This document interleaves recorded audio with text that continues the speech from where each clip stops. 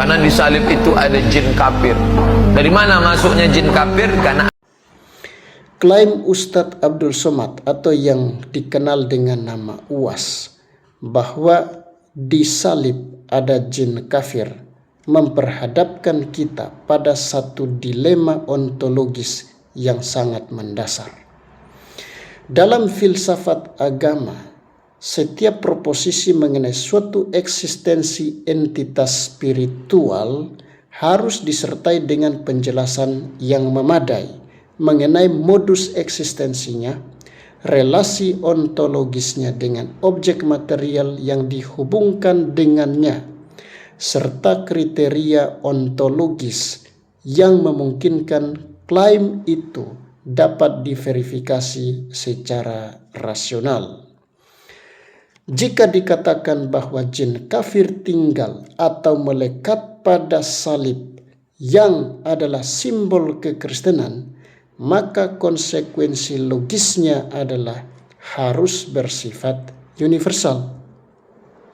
Dengan kata lain, setiap salib Kristus, baik di dalam gereja-gereja, di rumah-rumah orang Kristen, dan perhiasan-perhiasan yang biasanya digunakan oleh orang-orang Kristen di seluruh dunia harus dipahami sebagai tempat eksistensi jin kafir.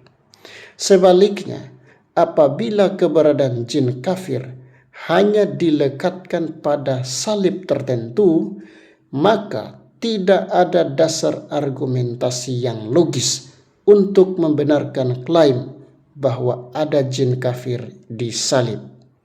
Dengan kata lain, klaim bahwa ada jin kafir di salib berada dalam dilema antara universalitas atau partikularitas yang tidak dapat diverifikasi sebagai kebenaran, apalagi dijadikan sebagai proposisi umum.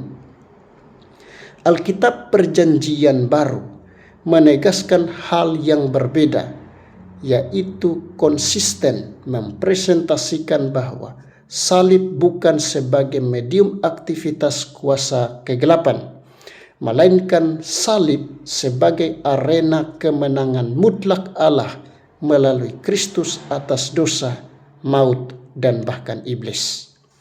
Dalam teologi Gereja Masehi Advent hari ke-7, salib Kristus adalah tempat pertemuan kasih dan keadilan Allah.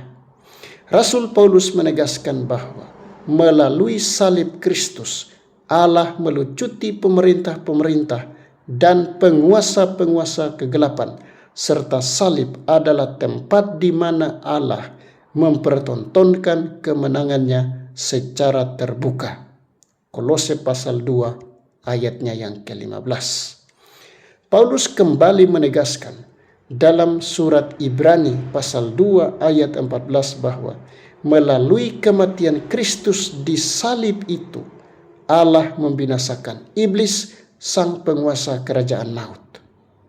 Dalam terang seluruh kitab suci, Alkitab memang tidak memiliki kuasa magis atau intrinsik sebagai sebuah benda, tetapi salib sebagai simbol karya keselamatan.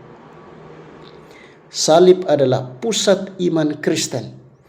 Oleh karena itu, mengaitkan salib dengan eksistensi jin kafir justru bertentangan dengan makna teologis Alkitab dan iman Kristen yang historis.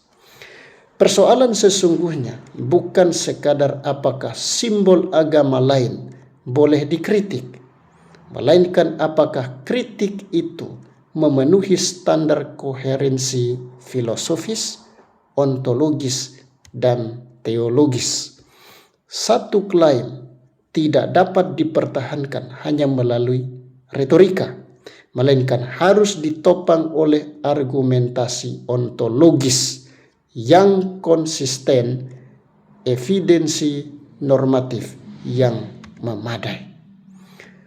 Selama klaim bahwa di salib ada jin kafir tidak dapat dibuktikan, maka klaim itu tetap berada dalam ruang vakum yang tidak dapat memiliki justifikasi filosofis, ontologis, dan teologis. Karena itu pertanyaan yang sesungguhnya adalah, apakah klaim bahwa ada jin kafir di salib dapat dipertahankan di hadapan tuntutan logika, filsafat agama, dan kesaksian kitab suci? Selamat pagi, selamat beraktivitas, Tuhan Yesus memberkati.